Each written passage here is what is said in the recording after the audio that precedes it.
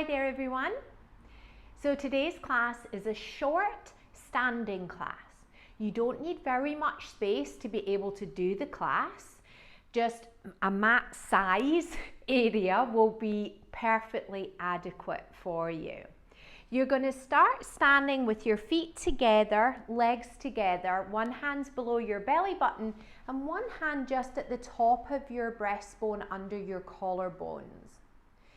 If you're happy to do so and you don't have any difficulty with balance, you're going to close your eyes. Begin by gently and slowly breathing into your hands.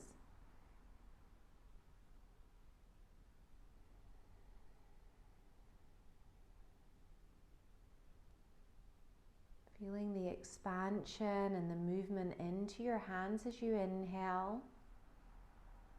And like a balloon slowly deflating, moving away from your hands as you exhale.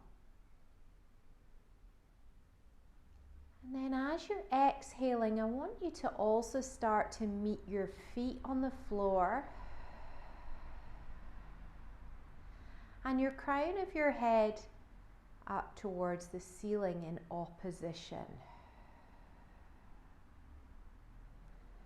So as you're breathing out, your feet reach the floor away and the crown of your head reaches the ceiling away.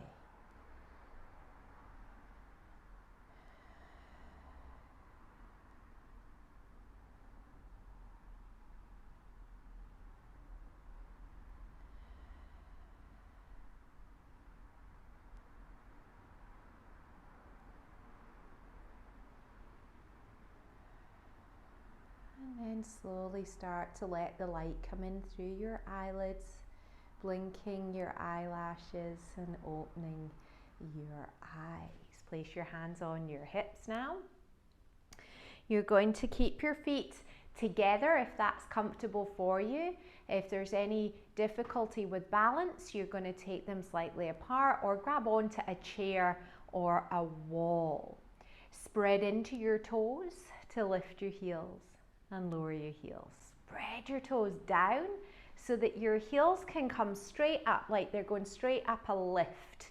Straight up, straight down. And I know that's not what they want to do. Mine don't want to either. I have to really think about what they're doing.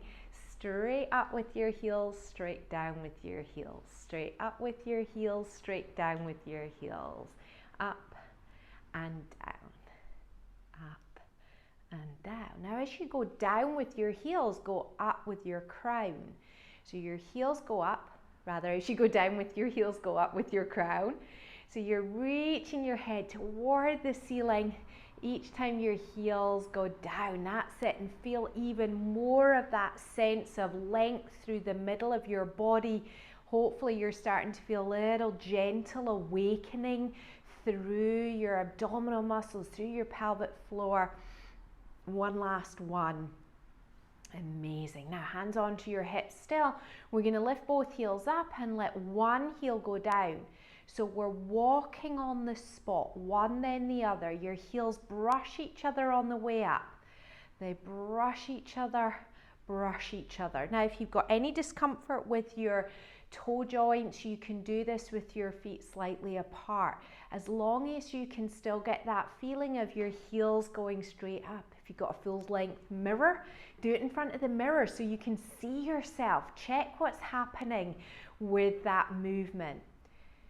Now with this one, it's important also that you're not doing a catwalk swing from side to side. You're lifting up through the middle, through the inner thighs, lengthening up as you do it. Then we're going to do a little bit quicker. That's it. That's it. Crown of your head is still going up as a heel goes down. That's it. That's it. And rest there. Shake that out. I'm going to turn sideways so that you can see this next movement. Take your hands to shoulder height and you're going to imagine that your back is just sliding down a wall. There's no lean forward. You're just going to imagine sliding down a wall. So this means this bend of your ankles, knees and hips is just how far it is. If there's not a lot of movement through your ankles, although it will be better now, it will just be a small, tiny movement. We're going to think here about the relationship with the breathing and the relationship with the floor, the push down through the floor to come up. So you're going to breathe in as you go down, breathe out to send the floor away to come up. Breathe in and go down, breathe out, sending the floor away to come up. Breathe in to go down, breathe out, send the floor away. Now you're going to turn your feet into a little bit of a V, the tiniest V. So when you go down, your knees will go out a little bit. You're staying connected to your feet. You're not then suddenly rolling in or out or anything funky. You've got all 10 toes. That's it. Breathe out to come up. Always with the crown of your head and your feet moving away from each other. That's it, moving away from each other. Twice more. Once more. And resting there. Great job. So we're going to go, actually, I'm going to stay this way so you can see we're going to go into a standing cat stretch. So you're going to bend your knees and put your hands on your thighs. Very much like being in a quadruped position, so when you're on all fours, but you just close the chain here with your hands on your thighs.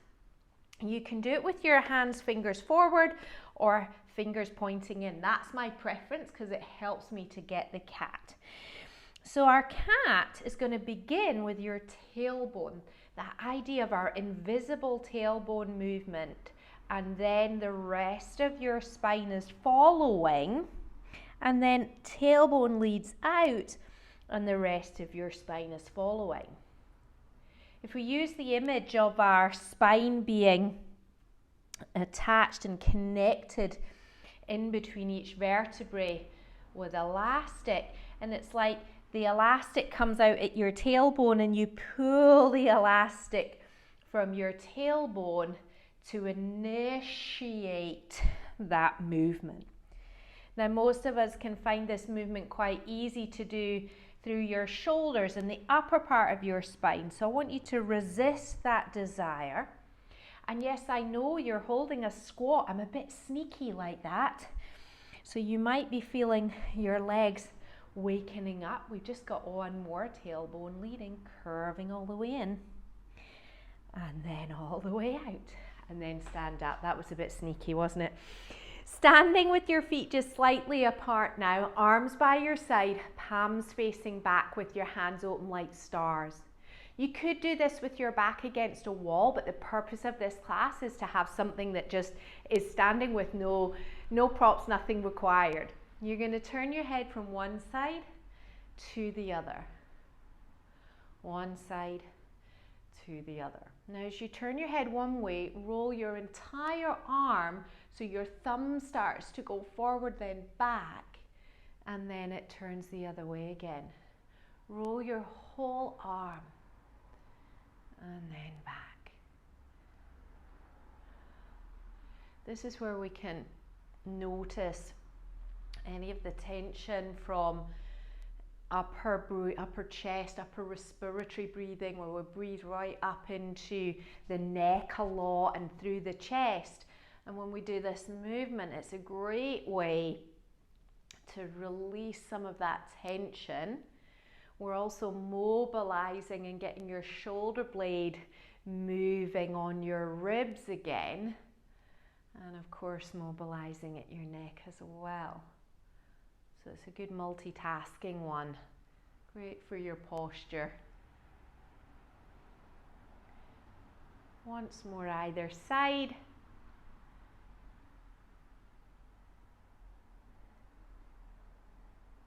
And then rest. Clasp your hands behind your head and do that without taking your head forward. So did you turkey your head forward? Did your chin come forward? Check yourself. Bring your hands in and not without moving your head. All right, so what we're going to do here is the butterfly. Elbows forward, elbows back. We've done this when you've been lying down before, so you know this movement. When you're stood upright, you've got much more chance of ribs, ribs, ribs. Can you really move your shoulder blades around your ribs instead of just moving your ribs and your spine? And then you're going to find the middle point where you can see your shoulder blades out the corner of your eyes, not your shoulder blades, your elbows of course, and lengthen up through the back of your neck. So your hands just give you a little bit of traction so you're nice and tall. And then we're going to be spine twisting. Up nice and tall, spine twisting. Spine twisting. So what I'd like you to do as you turn to the right is I want you to just gently send your left foot down into the floor more. As you turn to the left, gently send your right foot into the floor more. So you're just creating that opposition, that length across your body diagonally, very, very gently. You're not forcing it, it's very gentle. When we spine twist, we've got ribs. So as you go to the right, your left ribs come forward, your right ribs go back. As you go to the left, your left ribs go back, your right ribs go forward. There's this idea of retreating and advancing.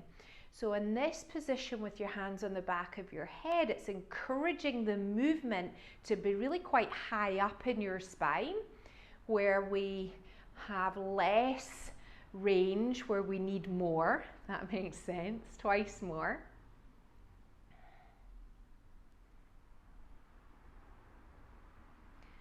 And then come back to the center. Okay, release your arms, we'll come back to that. Taking one foot forwards and one foot back. Again, if you need to hold on to a wall or something, that's absolutely fine. Hands on your hips, and you're just going to lunge forwards and back. Your back heel is lifted. Your knee can be slightly bent if it needs to be, but the focus is more on this front leg, forwards and back. Then we're going to add the spine twisting that we just did, and you're going to do it with the free hand. So the hand that corresponds to the leg behind. So that hand is going to come around, and as it comes around, it's bringing you round into a twist, bringing you round into a twist. Think of how high up that twist was. It wasn't happening at your hips, so here it shouldn't be your hip falling. It's not changing. We talked about, as you twist one way, sending the opposite foot into the floor. The same applies here. It's just you're going to send your opposite foot back behind you. Behind you. Once more, behind you. Okay, switch legs. So you've got the other foot forward. We start just with the lunge. Really gentle, all of the obvious things that you know, your knees point in the same direction as your toe.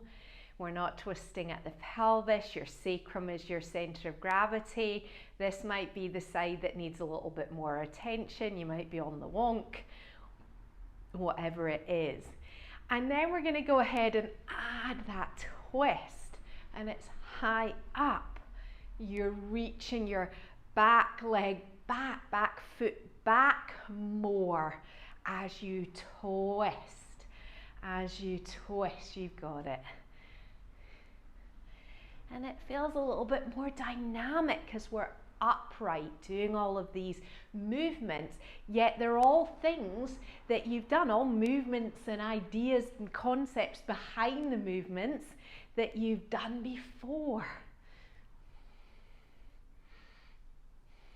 One more and rest there. Great job. So we're going to have our feet wider now.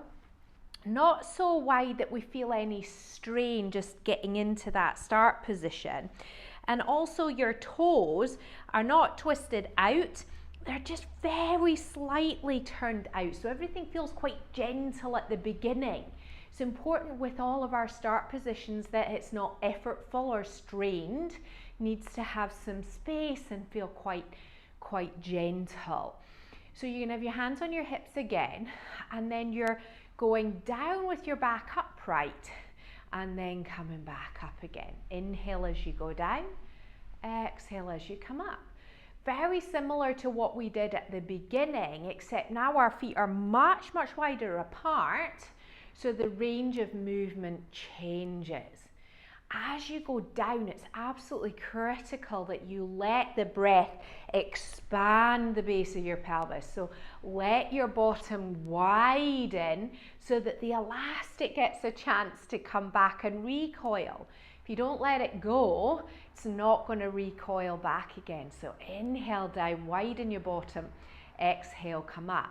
So that's pubic bone away from tailbone, sit bones away from each other, and all those 4 points away from each other. That's it. Making sure all of your toes are down on the floor, so you're spreading. And when you're coming up, we can use the technique of pulling the floor in and then pushing the floor out, pulling the floor in, pushing the floor out to waken up even more. 2 more.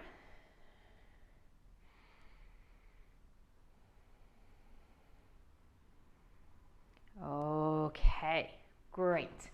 So come to feet in a tiny V, so your heels are together and your toes are just like tiny little bit apart. Interlace your hands behind your head like we did before when we did our spine twist, and remember that we're having some traction in the back of your neck, so your head is trying to send your hands back and up towards the ceiling. I'm going to turn around so you can see it this way. The movement that we're going to do is just up and over your sternum. When we did the spine twist, you were turning around your sternum. Here you're turning over your sternum. You do not allow your pelvis to move forwards or back, and that dictates how far you go. And you can look down without bending your neck. So really very little happens with your neck.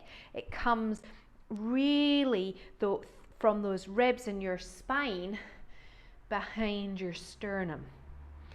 So it's not chin to chest, you're going over, like you're peeking over something. Twice more. If you're a knee locker, watch those knees. And release there. Well done. Coming back into your cat stretch. So we're going to be in that squat, hands on your thighs, pointing the way that worked for you. Find that beautiful cat stretch, tail leading, curving in. And then in that cat stretch, you've got the option to just hold it and breathe. Or the next option would be to lift and lower your heels like we did at the beginning. When your heels lift, it's scooping your pelvis under you more, scooping it under you more. We're really maintaining the curve. If you feel like this is too much load or pressure, or it's difficult to control, it is better for you to stay in the cat stretch right now and just hold it. One more time, and then all the way up to standing. Wow. Standing with your feet together, hand on the top, hand on the bottom. And just bringing your awareness and your attention back to your breath.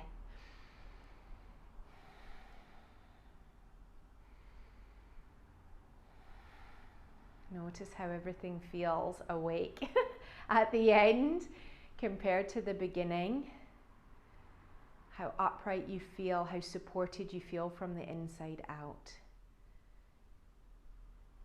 All right then, folks, I hope you've enjoyed that class as much as I have. That was a really good fun one. It's really short and quick and doesn't take any space, so it's easy for you to repeat that class. And don't forget, as with all of the classes, when you do it the first time, there's just like loads to think about and you get a certain level of it. And then the next time you get a little bit more, and then you get a bit more, a bit more, a bit more. So keep with it, keep doing the class, and I'll see you soon. Thanks everyone.